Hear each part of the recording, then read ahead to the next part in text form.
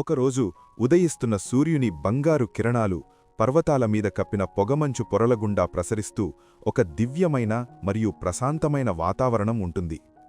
విష్ణువు యొక్క 6వ అవతారమైన భగవాన్ పరశురాముడు ధ్యానముద్రలో కనిపిస్తాడు. అతని చుట్టూ నీలిరంగులో మెరుస్తున్న దివ్యమైన కాంతి అతని శక్తిని సూచిస్తాయి. గొప్ప ఋషి అయిన జమదగ్ని మహర్షి ప్రశాంతమైన ఆశ్రమంలో పవిత్ర అగ్నిగుండం ముందు కూర్చుని వైదిక క్రతువులు నిర్వహిస్తున్నారు. పరశురాముని తల్లి రేణుకాదేవి ఒక పవిత్ర నది నుండి నీటిని సేకరిస్తున్నారు. అహంకారానికి మారుపేరైన కార్తవీర్య అర్జునుడు తన సైన్యంతో ఆశ్రమానికి చేరుకుంటాడు. అతని బంగారు కవచం మరియు క్రూరమైన చూపులు ఆ ప్రశాంత ఆశ్రమంలో అలజడిని సృష్టిస్తాయి.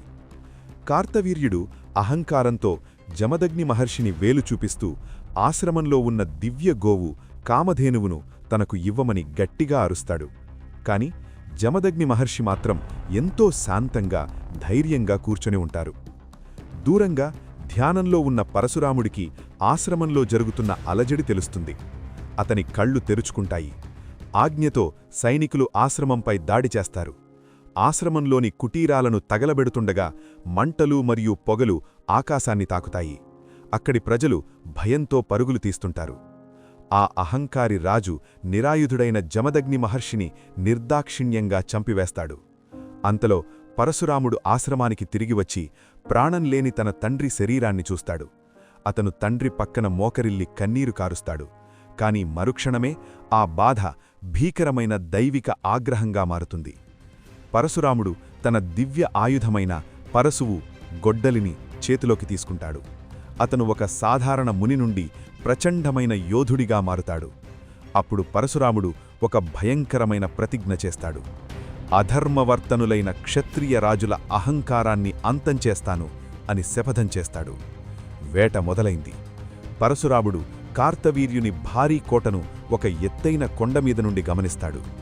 యుద్ధ బేరీలు మోగుతుండగా అతనా కోటవైపు అడుగులు వేయడం ఒక పురాణ యుద్ధానికి నాంది పలికినట్లుగా ఉంటుంది. పరశురాముడు ఒంటరిగా వేలకొద్ది సైనికులను ఎదుర్కొంటాడు. అతని గొడ్డలి మెరుపు వేగంతో కదులుతూ శత్రువుల గుంపులను చీల్చివేస్తుంది. చివరికి పరశురాముడు మరియు కార్తవీర్యార్జునుడు ఒకరినొకరు ఎదుర్కొంటారు. ఇద్దరి మధ్య తీవ్రమైన ఉద్రిక్తత నెలకొంటుంది. 1000 చేతుల బలం ఉన్న కార్తవీర్యుని శక్తి మరియు పరశురాముని దివ్య గొడ్డలి ఢీకొంటాయి. పరశురాముడు తన గొడ్డలితో చివరి వేటు వేస్తాడు.